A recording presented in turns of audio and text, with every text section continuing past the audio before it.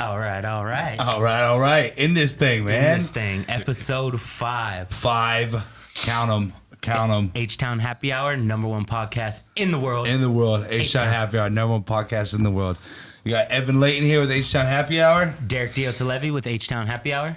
And our special guest today, we have Santiago Guzman. Santiago Guzman. Let's go, man. Yes, #1 in the world. Oh, yeah. #1 in the world, man. Yeah, no, we were just kind of talking about this that hilarious meme that Derek had posted. It was just fire and expanded. I don't know if any one of y'all saw it, but the one off airline, they kind of did the little misspell, and it was just absolutely hilarious between the people that know what's going on with it. It was good. Airline. I think someone was like, it's like the exit to like a fast food shop. They're like, nah, we don't even. What else is on airline? There's nothing there. Yeah. Yeah, man. Okay, well, let's go ahead and hop in here. Why don't you go to introduce yourself? Tell us a little bit about you, bro. Yes, sir. Santiago Guzman. Actually, my entire name is Santiago Guzman Aristizabal. The last part, I don't use it anywhere because people have a really hard time pronouncing it or just saying it in general. You're good. Just keep going, bro. Yeah. I'm from Colombia. I got here when I was 7 years old. I've been in Houston pretty much ever since. Haven't gone anywhere. You got the right mentality.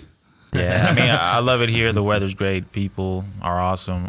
Food's great. So I can't really complain. Sometimes it gets a little too hot for my liking. Oh, yeah. But and it's like a sticky hot. Right. Yeah, definitely. Humidity. Yeah. What brought you here from Colombia? Well, in Colombia at the time, we really wouldn't have really, it wasn't really safe, I guess you could say. And trying to live the American dream with my family, come over here and make things work. And, they started from zero. And I kind of just went through high school. Oh, yeah. And after high school is when I started training MMA. I got injured. After high school? Yeah. That's whenever you stepped into it? That's when I really, when I got into it.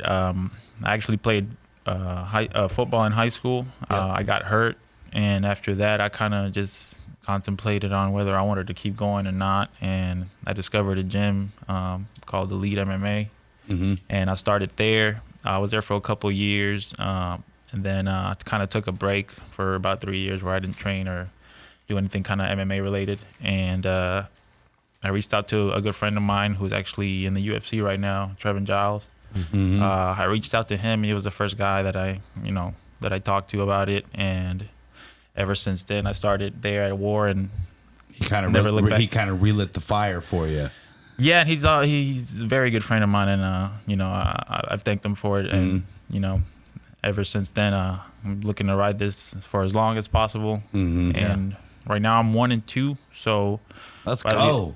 By the end of the huge. Yeah, by the end of the year, in my mind, I want to have at least 5 more fights and make a name out of myself, and hopefully 7-2. 7-2. We're going 5-0 hot streak right now. Coming in hot shot. Coming in big hot shot. Yeah.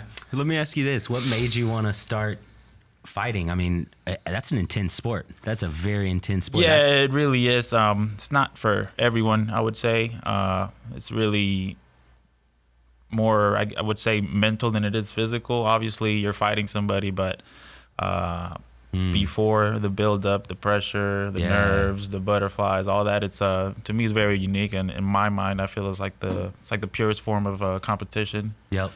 And I just love it. I mean, it's indescribable sometimes when people ask me what it feels like or like why I do it. But yeah, that's how I feel about it. Plus all the eyes on you while it's all going down too. Performance sport, dude. Mm-hmm. Wow. Yeah, it's just very unique, and I love it. Yeah. Yeah. Yeah. No. What kind of feelings do you go through, like whenever you're about to go up for a fight and something like that, and you're walking out there, and right when you walk into that ring, it's like there's no going back. Is that kind of what you feel? Like, what other sort of emotions kind of go through you? To be honest, it's very hard to put it into words, but I kind of think about all the training that I've done, the blood, sweat, and tears that I poured for it, the time that I've sacrificed, and the time that my team has sacrificed for me to get better. It works both ways. And then when I'm there, I don't know, I'm just kind of in the moment. I just see my opponent kind of tunnel vision type of thing. Yeah. And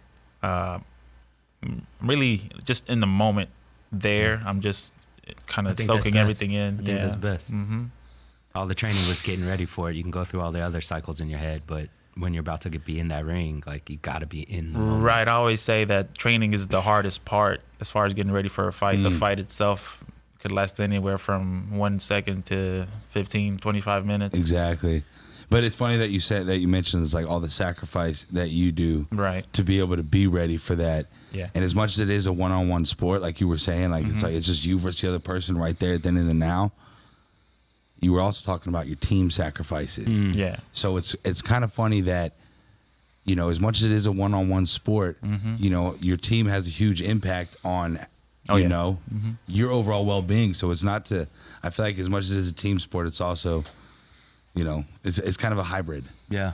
I agree with that, definitely. It's just so much going into it, especially when in MMA, you can't just train one specific thing. Like, this is boxing, jiu-jitsu, Muay Thai, wrestling, all that put together, and kind of that's what makes you a mixed martial artist. And then you also not only do you have to learn it to apply it and do it, but also how to defend it. Yeah, right. Because exactly. Because I mean, as much as I might think that, I'm in the pocket, I can swing with the best of them. If I do get rocked, which happens to everybody, and I fall down, you lose focus real quick. Yeah, and I fall down on my back. It's kind of like, you're done, Evan. What are you gonna do on your back? You gonna flip them over? It's like, no, y'all got me, man.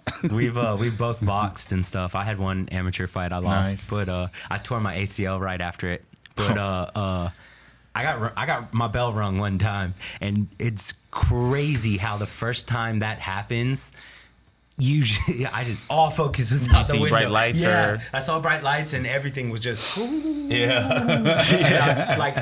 it was like I hadn't had enough training at that level yet to where like I knew how to like bring it back in. I was just like fight or flight, like all training went out the window, and I just swinging, defending, like I stance off, everything. It was terrible. And also it's kind of like you're like, man, your thoughts are just kind of out there. It's like, as much as you want to focus in on what's going on, I mean, it's kind of like, man, how much is it about knowledge of technicality of the sport versus natural instinct?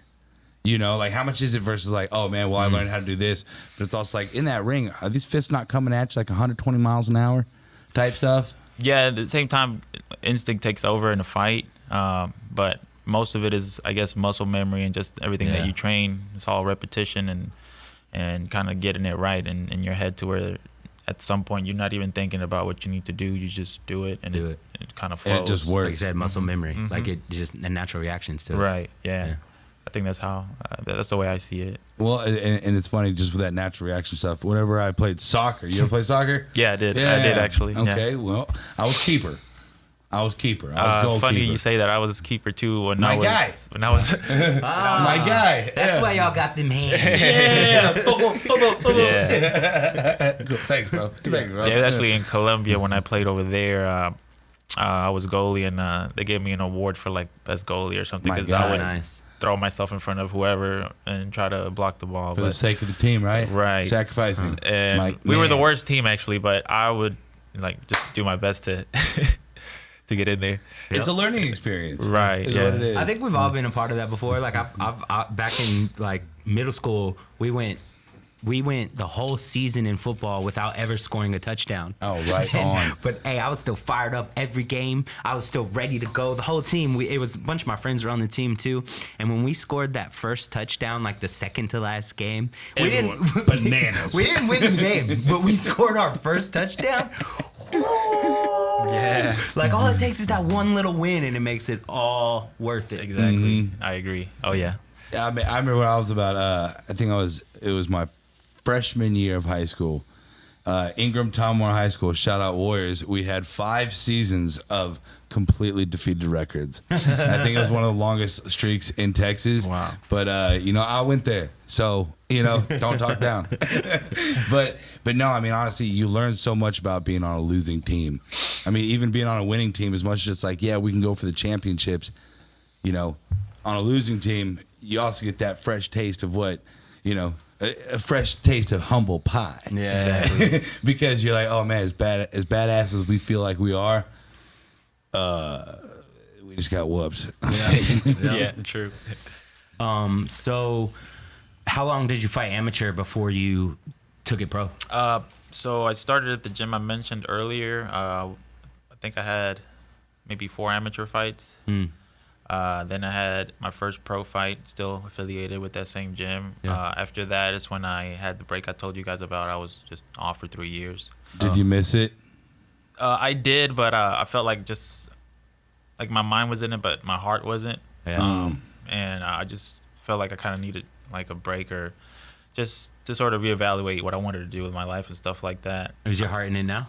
Yeah, definitely. Okay. I would say now I'm like obsessed with it in a healthy way. That's good. He's got an obsession. You got to want it more than you want to Yeah, breathe. the people I've met, the friends I've made, the coaches that I have now are just it's amazing. I can't Huge I can't picture influences. myself anywhere else. Like just huge influences on you, you know? Definitely. What was your amateur record? Just 1. 3-1. 3-1. Nice. Yeah. Nice. So what's what I kind of want to ask, like what's your training camp like? Like kind of explain the training camp process and the discipline it takes, some of the workouts. You don't got to get into detail, but Well, for me personally, can. I usually train about 5 to 6 days a week, Yeah. mostly in the morning or at night whenever I can. But I feel like whenever I don't go train, even if I am resting, I kind of just feel like I can't do anything else. Like I feel like I have to be there every day just to kind of keep my mind right. Obsession. It's an obsession, bro. Yeah. It's a good thing. Yeah. Well, even like with lifting weights, I kind of feel the same way. It's almost like, and I'm sure you do also. Absolutely. You know, it's kind of like if I start to miss 3 or 4 days, I get agitated. I get anxious. I start like feeling sluggish. Yeah. Right. And as much as I'm a big dude, you know what I'm saying? Like I know when I get in the gym and start to get that blood flow, it's like, all right, man, it's more exercise for my mind and my body's a benefit of it. I'm just more peaceful in the rest of my life. Like I don't lash out on people as much. I don't get agitated as much. Like just it's an outlet. It becomes like your life basically. Right. It's like therapy sessions, you know? Exactly. I don't mean to That's a sound good way to cliche describe it. about it. Yeah, I don't mean to be cliche no, about that's it. perfect, bro. You know? Okay, so working out 5-6 days a week, where do you have the discipline when it comes to food, or do you Well, what I do now is intermittent fasting. I'm not sure if you guys have heard of it. explain it though for the people that don't know? So what it is basically is I'll just describe the way I do it. Yeah. I'll do 20 hours to where I don't eat anything throughout That's the intense.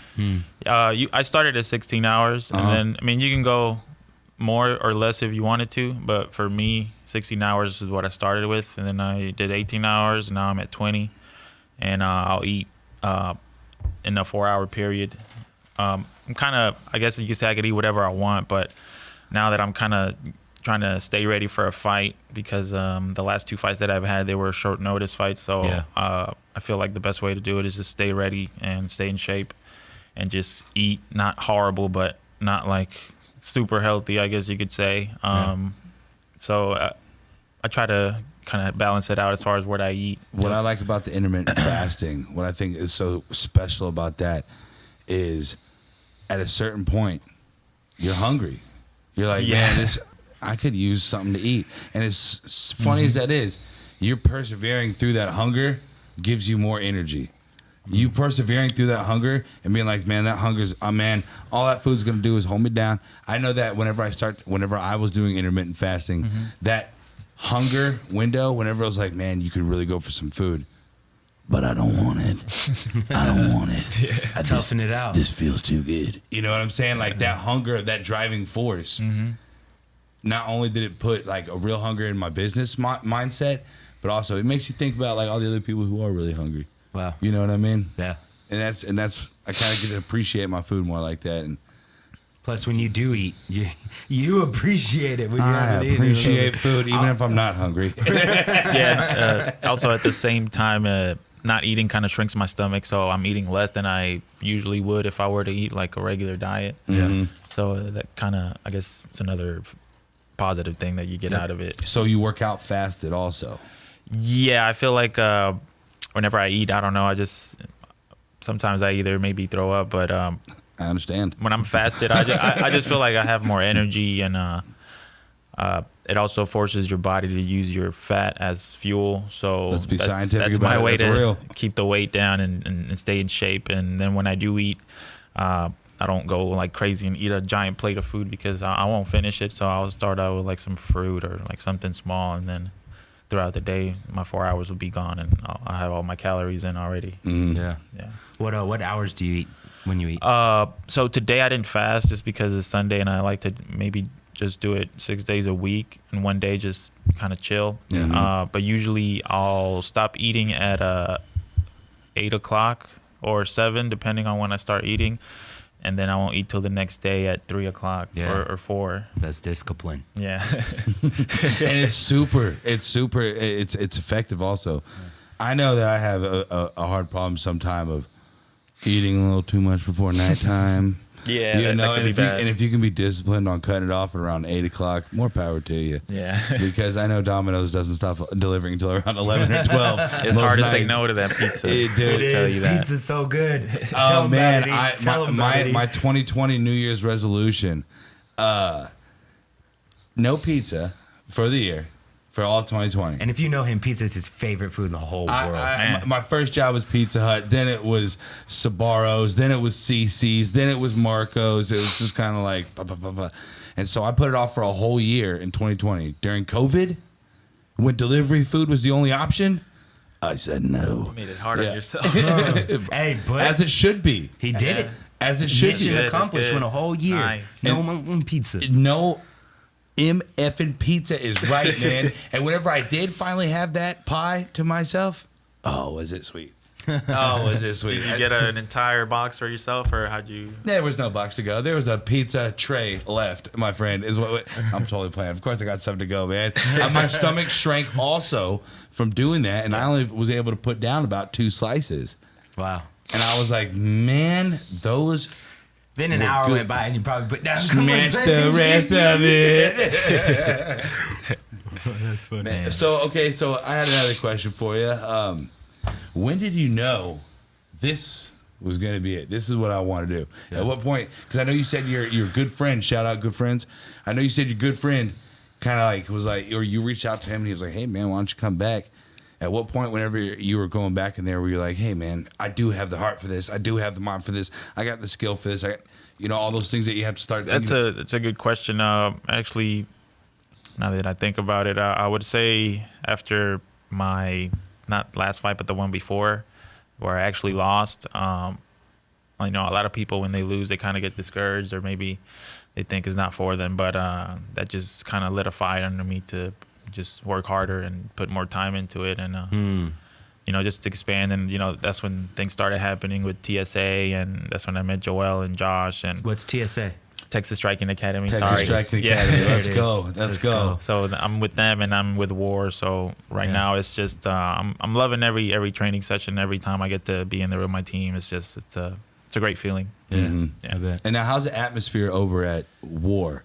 And a shout out Jeremy Mahon, right? Oh yeah, right. Yes, Yeah. sir. Jeremy Mahon and Adam Copley, they're the 2 main dudes there. Mm-hmm. Yeah, no, I haven't gotten to meet them yet. I didn't get to go over to War, but when I was over at TSA, they Kyle Toad Rank. Yeah. He was talking about he's good people, man. He just won his last fight. Mm-hmm. Well, his debut. He did great. We had 4 teammates fighting that same night. But, insane, and everyone got the W that night. Oh yeah, all dubs. All praise the Most High. Mm-hmm. Yeah. TSA, War. Exactly. They ain't lying with their name. I'll tell you that much. Nobody's fibbing over here. Oh yeah. Yeah. No, it's so yeah. What's the atmosphere like over there? Oh, the atmosphere. Yeah. At first, when I started, they had a small location, very tiny gym where we trained at, and then a couple months after that, they expanded to a bigger location. The atmosphere is amazing. I have nothing bad to say about it. Awesome.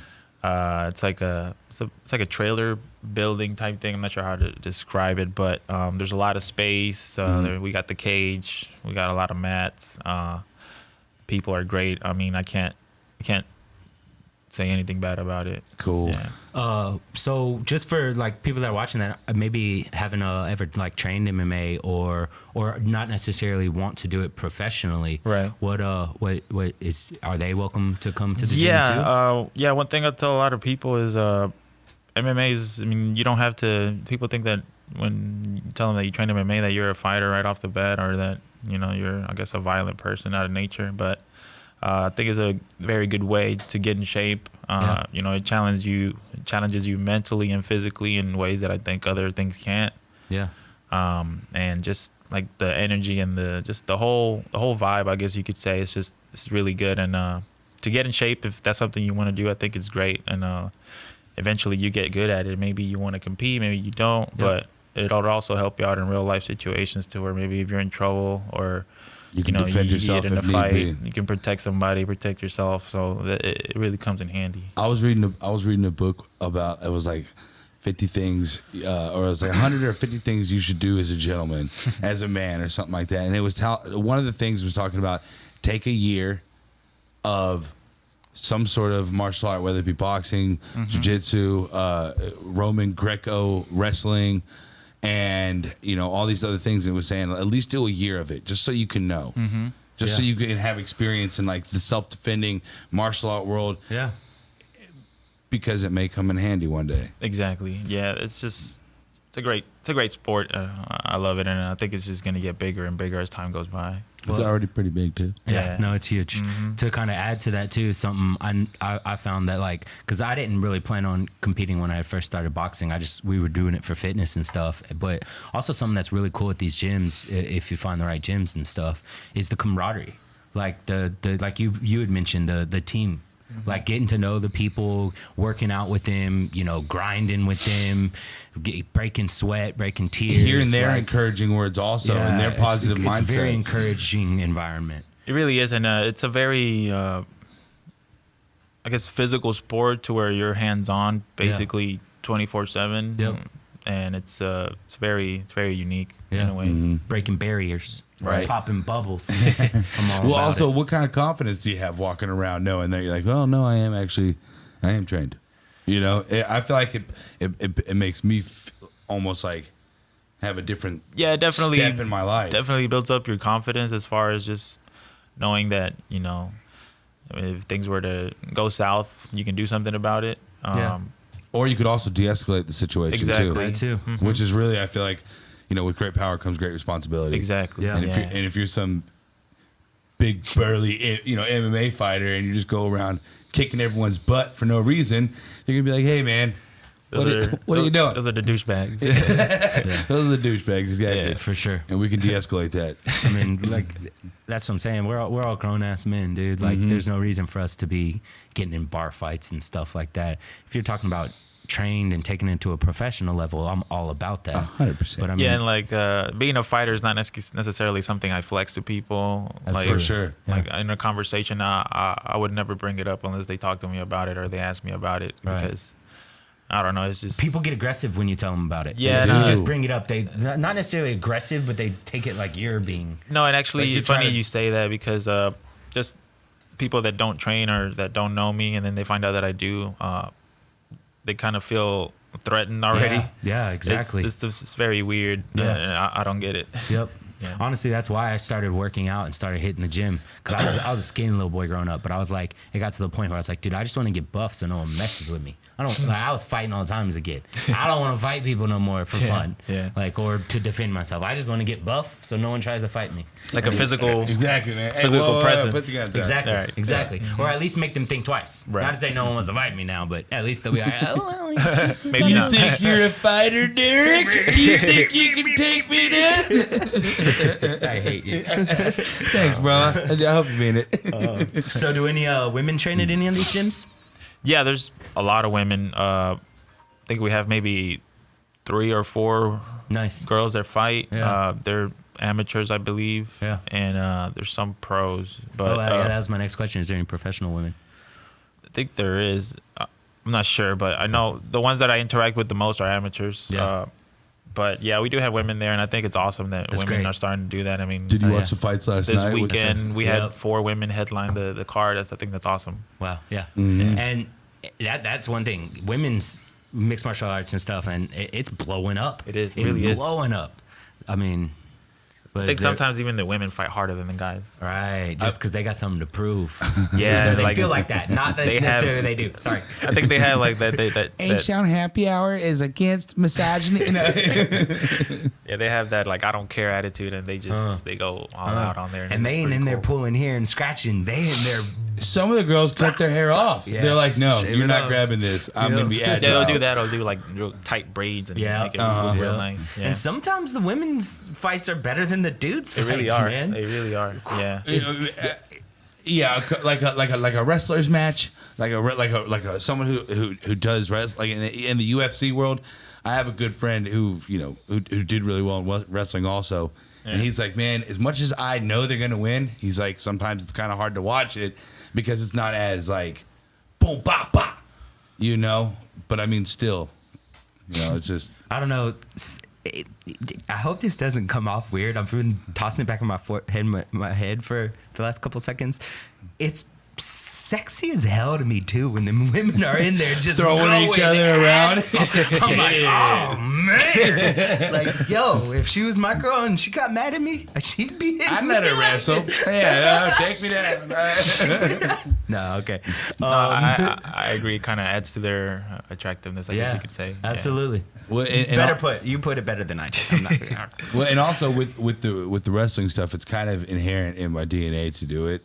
Honestly, I don't know if you've heard of a man by the name of Cliff Keen. He was the University of Michigan's coach for wrestling for about 48 years. He took the Olympics team in wrestling. They got gold, and what he did was he made the headgear for wrestlers. Wow.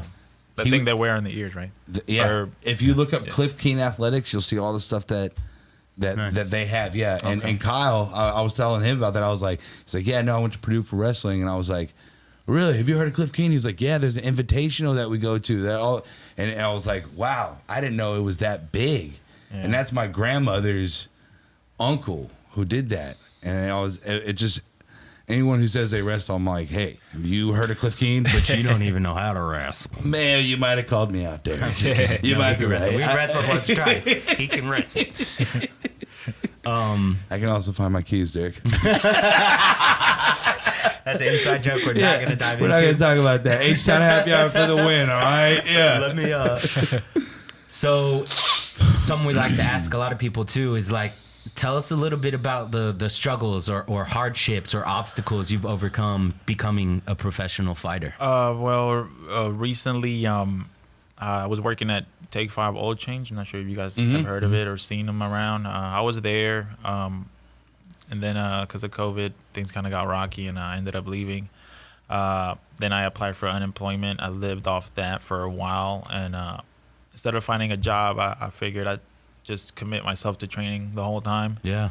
I'm getting money. I can train, so let me just do that while maybe I find something else in the future, and I'm gonna start another job right now, maybe next week. Yeah. And what I did is close to the gym, so my main focus is still training. So kind of in a way, God kind of aligned things for me to the way where I can still do what I want to do and have some sort of income. Absolutely. Mm-hmm. That's another tough thing about it too is, in the beginning you don't get income from it. So you have to juggle a regular life as well, and plus the training, plus the discipline and eating and all that stuff. That's tough. It's not an easy feat. Yeah, and like if you're doing it for the money, or if you think that money is gonna like help you in the beginning, it really isn't. Money's not. That's a fraudulent dream. You might as well stop thinking about doing it. As much as it's a byproduct of it, it's kind of like if you don't appreciate the sport and what goes into it, like you're saying with the sacrifice, if you're just doing it for the fame, I mean. Yeah, good luck with that. Good luck. Then it goes back to what he said earlier. Then you're not doing it because you love it. Exactly. And that's exactly why you're doing it right now, because it's what you love it. You are obsessed with it. That's why you're going to be successful, bro. Yeah, and just being positive and staying healthy is one of the main things, especially with a sport that's so physically demanding. Yeah, and injury prone. It's very easy to get injured. Yeah. Yeah. Yes, sir. All right. So what kind of stuff do you see for your future? Let's ask that, like a little crystal ball question. Well, for my career as far as fighting, I do want to get 5 more fights in before the year ends. God, is that a lot, or is that regular? Is that... No, that's I guess considered a lot Yeah. for professional standards, I guess. But I believe I can do it if I stay healthy. I'm confident, and I know if I put in the work and put the time in, I know it's gonna pay off. And that's just sort of the vision I've been stuck with in my head, and I know in my mind that I can make it happen. I think that's the one variable that has to happen in order for you to succeed. Like if you can't see yourself Right. getting there mentally. My grandma used to talk about it. It was called psycho-cybernetics. Have you heard about that? I haven't. Sounds like Sounds intense. something else. It is intense, man. Well, no, it was funny because my grandma was telling me about psycho-cybernetics when I was in baseball. Because as much as I could swing and hit that bat, sometimes I'd get a little nervous to have about an 80-mile-an-hour ball of baseball flying at me. I mean, it's kind of like, but I'm 8th, 9th grade. She's telling me about this thing called psycho-cybernetics where you visualize it in your mind before you do it 15, 20, 30 times over. Keep doing that, and then whenever it does come down to that situation where you've envisioned so many times, you've already seen it go down in your head 15, 20, 30 times, and there's nothing. So when I go up to bat, she would call me, "Come on, psycho!" And it was Nice. wonderful. That's Yeah. a great grandma. It's great grandma. Yeah. Yeah, now that you say that, I'm not sure if you guys ever heard of Joe Dispenza. He's a neuropsychologist or something along those lines, and he said that one of the quotes that he says is, "Your personality creates your personal reality." To where like I'm gonna write that down. Your personality creates your personal reality. Wow, I love that, dude. I'm gonna use that in the future. And I'm literally writing it down. yeah, he just talks about like putting yourself in a place to where like you want something to happen and giving yourself those emotions and those feelings as if it's already happened or if it's happening already. And that kind of something I've been doing a lot lately, and it's been working for me pretty well. So. I imagine it helps you handle those emotions when you actually feel them. If you go ahead and run through them a bunch in your head. Wow, that's huge, dude. Oh, yeah. That's crazy. That I is. love that. Yeah. I love that. Yeah, no, and you know, and then also it comes down, you know, as much as we can play those things out, whatever we think is going to happen, sometimes usually isn't the plan. It's usually not the plan. You're like, man, I'm going to go in there and I'm going to give it 100% of what I got in the first punch. You go in there, you throw that first punch, you miss, and it's like, now what? Well, figure it out, dude. Figure it out. Well, you know, that's adaptability, dude. That's in everything in life too, man. Like, nothing almost ever goes as planned. You can plan it out 100 times, but you know, if you are running through it and running through multiple scenarios in your head, hopefully you can respond well and adapt. I mean, yeah, and I mean, life to me doesn't like happen to me. I think life happens for me. Yes, like everything that's mindset. happened, whether you know good or bad, I feel like it had to happen, or I learned from it, and like it was necessary for where you are right now. Yeah. Damn. That's real. That's really real. Yeah. All right. Well, so if you could go back and kind of talk to yourself and give yourself some golden nuggets, or tell yourself some things that you could, went back to when you were like 18, first getting started, what would you go tell yourself? I guess the first thing that would pop into my head is to surround yourself with people that either are where you want to be or are in the same mentality that you guys have the same goal in mind. Yeah. Because at the beginning I kind of surrounded myself with people that I don't think were the best for me, or maybe brought some extra negativity to your mindset that you can't do this or something. Yeah, and then like just I guess you could say toxic people, stuff like that. That's one thing I would definitely tell myself. That's huge. I would also tell myself, start early. Martial arts is probably something I wish I would have taken when I was a baby if I could. Come out the womb. Yeah, that's definitely the first two like major things that I would tell myself. Yeah. Man, that's huge, like in an overall kind of way too, because something me and Evan have always tossed back and forth is like, surround yourself with the people you want to be. Like you become a combination of the 5 people you're around most. Exactly. Like, and even to kind of take it a step further, it's like if you lack certain qualities, find someone that has those qualities and surround yourself by them and soak it up like a sponge. Oh, yeah. Learn from them, especially in the fight world. I mean, that's the business world. That's every world. That's even like personal world. 100%. And whenever you're soaking that up, it's good to kind of put your own spin on it too. Absolutely. You know what I mean? Absolutely. Kind of make it your own. Yes. Like, I mean, as much as I may have, learned a jump shot from Carmelo Anthony or something like that, if I imagine it in my head, I put my own spin on things. Like in the basketball realm, whether it be fighting too, it's, Mike Tyson's little jump around the side thing. It's like you try to impersonate that, and by doing that, you make it your own. You make it your own. Yeah. That's a very good way to describe it. Fighting is something that I guess you learn all the fundamentals that you need to learn, but at the end of the day, you can mix it up how you want, and it'll be like you. It won't be like somebody else. It'll be your style. Like, and that's another thing about it being martial arts. That's why I like artwork. You're able to express yourself or something that and if you might be like, hey, really? Damn, I've never realized that the word art is in that. It is an art. I've never realized that. Wow, dude. I've always just said it like mixed martial arts. Mind blown. It's an art. Wow. It really is. It is though. I mean, it's a way for you to express yourself. Yeah. Through physical, whatever it may be. Physical. Because somebody might not want to talk all that much. It might be great in the fighting world. It might be, I really don't want to talk. And then you try to, and then whenever you see them in the ring, and they break dude's collarbone within a couple seconds, you're like, that's a masterpiece. Yeah, that was beautiful, dude. I understand him. Put that on a frame. Yeah, put it on a poster, man. You know what I mean?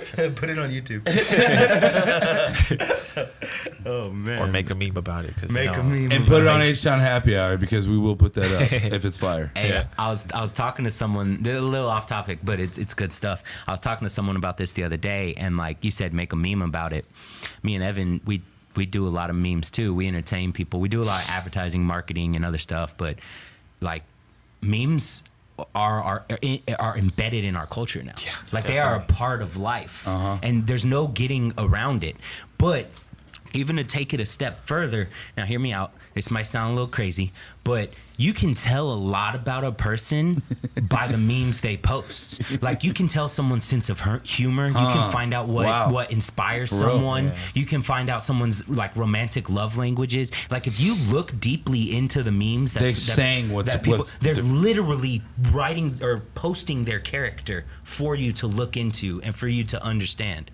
Like, and even more so, you can communicate with people through memes. Seriously. Like, it's a form of communication. I can sit there with a buddy for an hour. We would be hanging out, maybe doing something.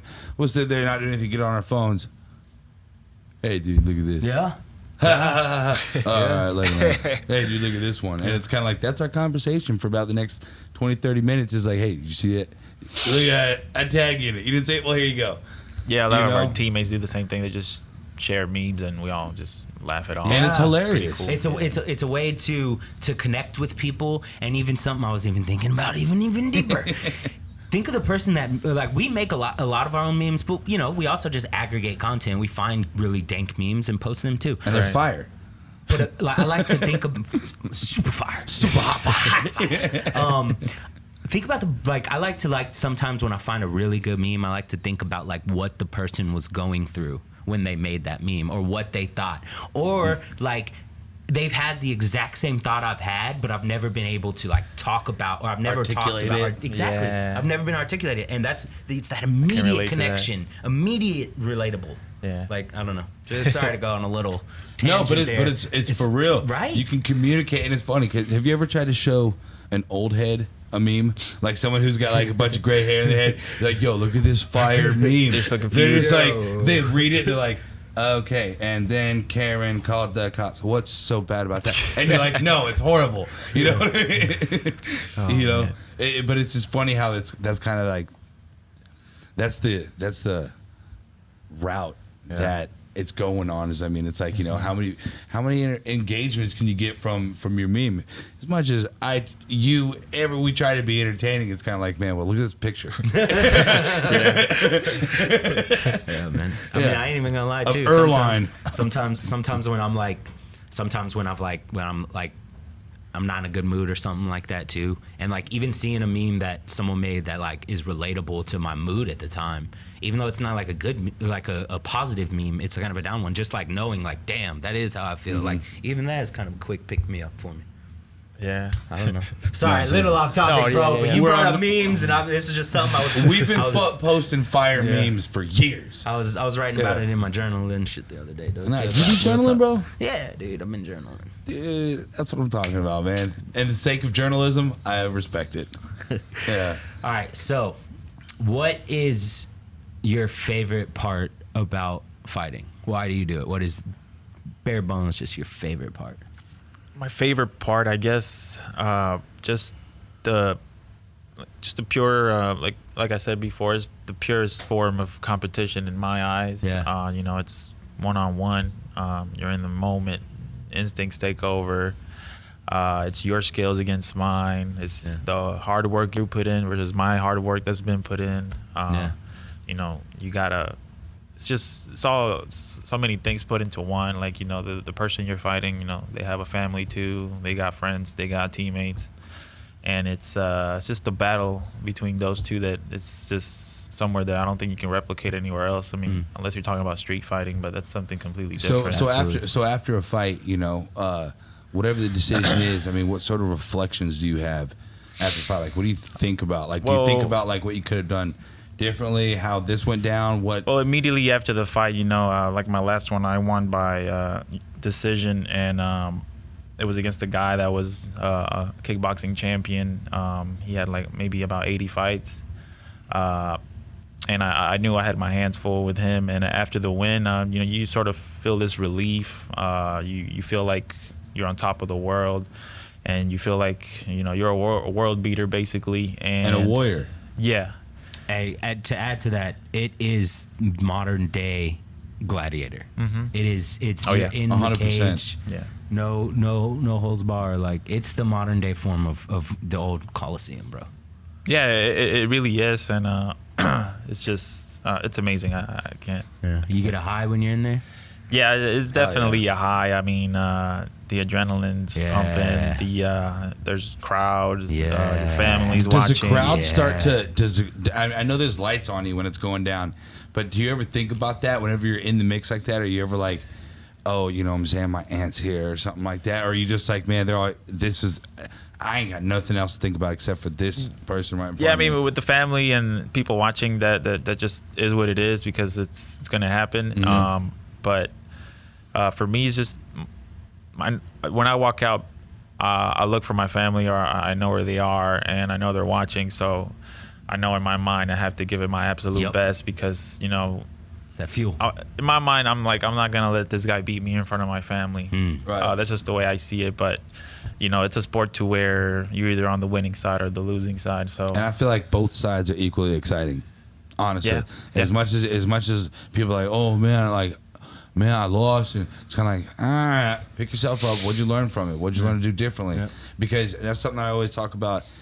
There's two aspects of winning. One is winning, the other is losing. Yeah. You know what I mean? You can't have one without the other. One can't be without the other. Right.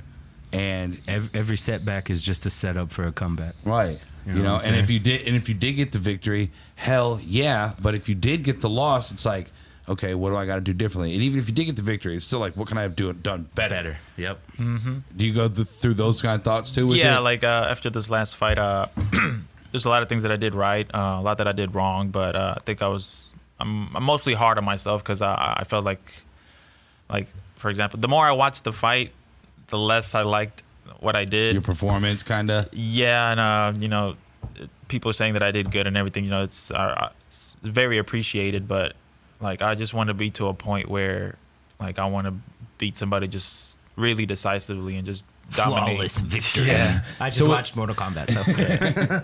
So is it more or less you just being a hard critic on yourself whenever you look at those videos and someone else is like, oh, dude, Santiago, like, that was insane. You're like, man, well, honestly, whenever I hit him with that right hook, I could have hit him with a right, a left, and uppercut. Yeah, you know what I mean? The compliments and the love is great. I love it, and, you know, you take it in. But I just always feel like I could do something better, and just something to improve on, and just kind of keep working and just keep improving until I kind of, you know, find my zen, I guess you could say. Yeah. Cool. Yeah. I mean, we are our own best and worst critics. Exactly. Like, you know what I'm saying? It's very necessary. Reflection is very necessary. And like, that's how you move forward. That's how you get better. Like, you can train. But if you're not looking at your old footage, and even more so, probably, if you're not looking at your opponent's old footage, you're really missing out, because there's a lot to learn there. Oh, yeah.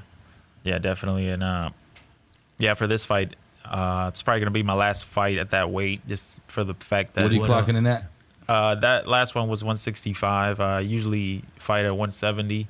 Yeah. But I just think I'm a little too small for the division, because we'll weigh the same on weigh-ins, but the day after, the guys I fight just kind of balloon up, and I feel like because they cut so hard. Yeah, and I feel like they're a lot not stronger than me, I guess you could say, or maybe they are, but they have that natural body strength that comes along with that weight, and they're like just thicker than me. And now at this point, I feel like a lower weight, like 155 or 45, would be the ideal weights for me.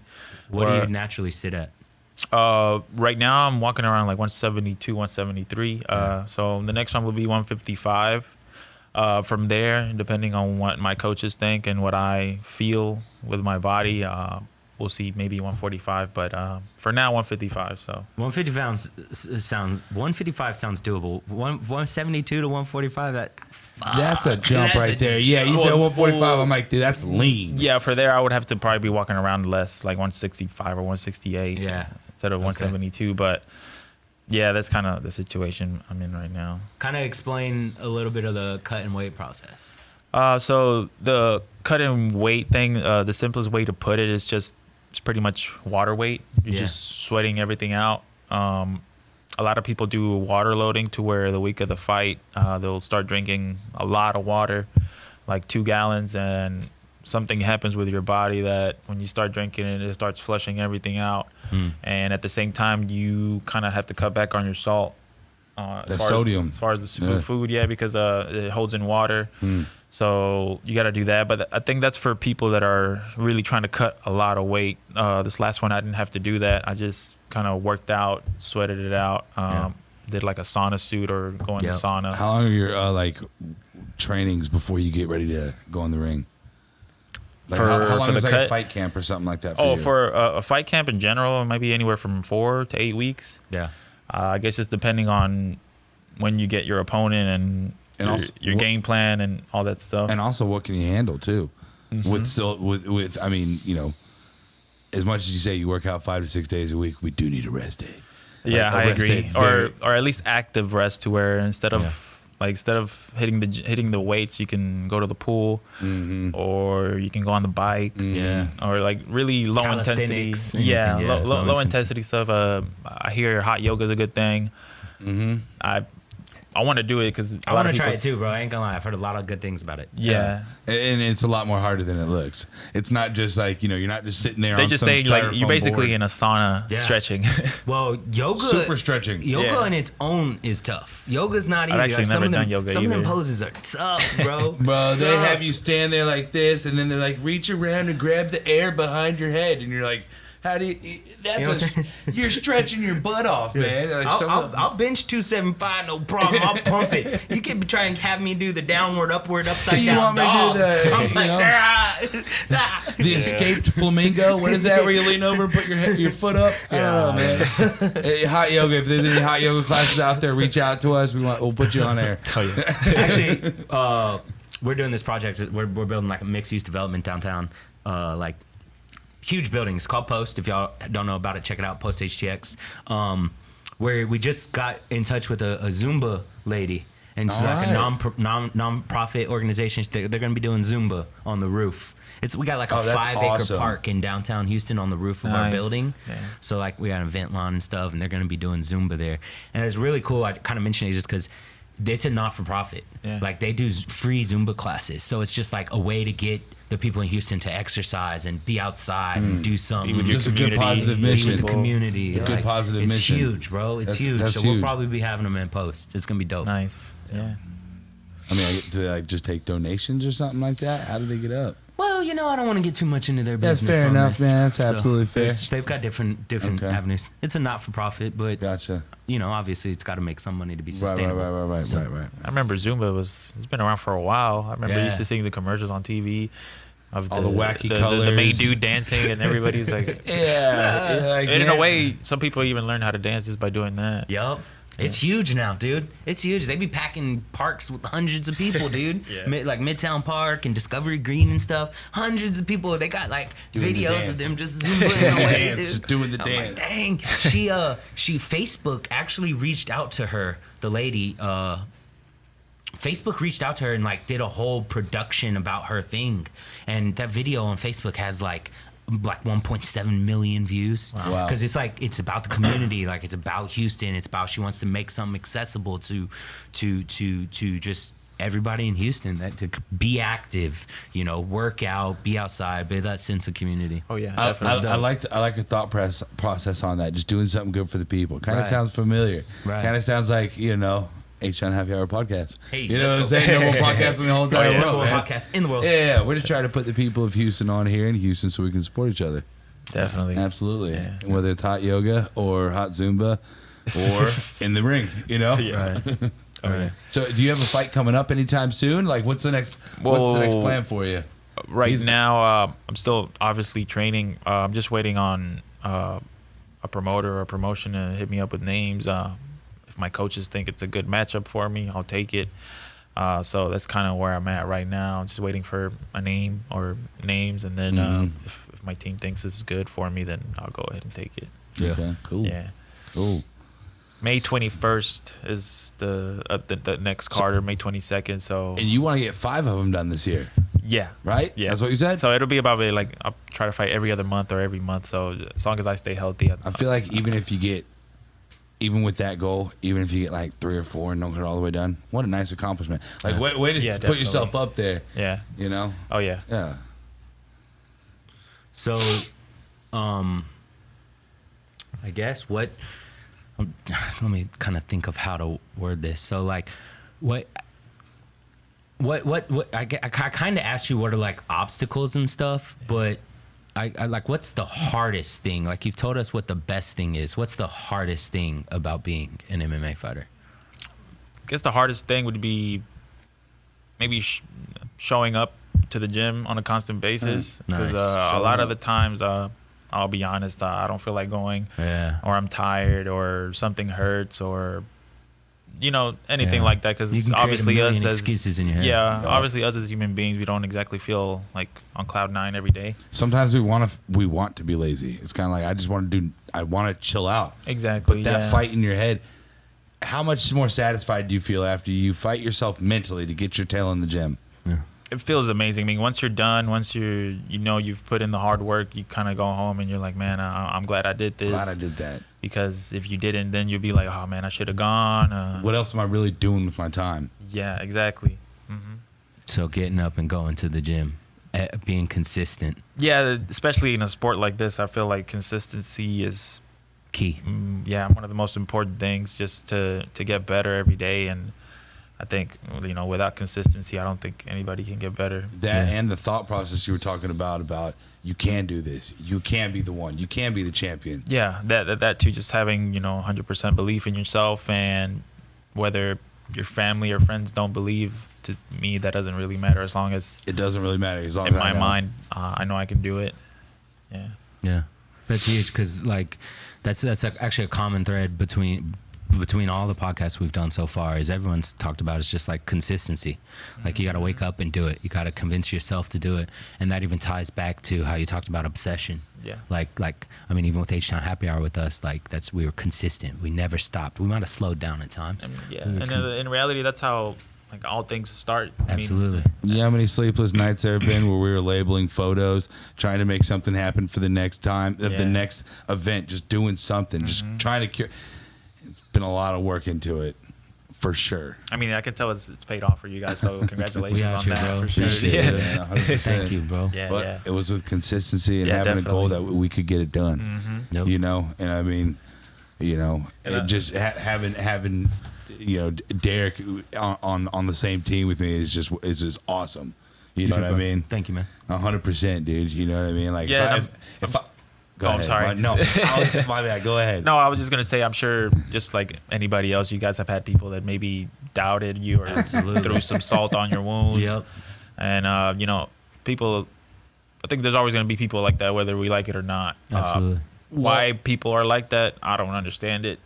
Maybe I think it's because they haven't been able to find their own track. maybe Their yeah. own track to ride on. Because it's funny. Sometimes I'll tell somebody that, I started a company with a friend of mine called HTown Happy Hour, and we do this, marketing, photography, events, and all that. And they're like, I was gonna start something like that and do like some marketing, and some photography, and it's like, awesome, that's great. Good for you. I'm doing it. Yeah, I feel your drive. Talk to me when you got a camera, all right? Yeah, that's one thing too. Like for me personally, I love to see my friends and my family succeed or making moves. I feel like in a way that's kind of a motivating factor for me. Exactly. I just think it's amazing just to see people succeed and just do what they love and And also, well, yes, that's another thing I was going to ask you about, being able to help others succeed. Do you ever see yourself maybe as a gym owner?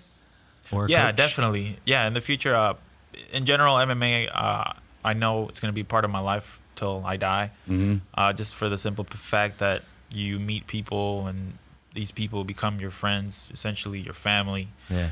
And it's just an amazing feeling to be involved in it, whether you're fighting or you're not fighting. I think in general the sport is great for your mental health. Well, for I'll your tell you like physical this: health. I've had nothing but excitement having you on today. You know what I mean? Appreciate so it. just as a Speaking byproduct, just as a byproduct of it, you know what I Feelings mean? mutual.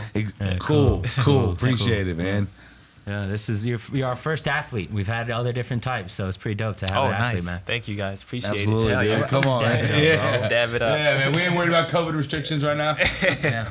So Totally fine. I guess run through. You got an Instagram. You got a Yeah, my Instagram is SGA MMA 1022. SGA MMA 1022. And my Facebook is Santiago Guzman. Okay. 1022. What is that? 1022 is my birthday. Oh yeah. October 22nd. That's my mama's birthday.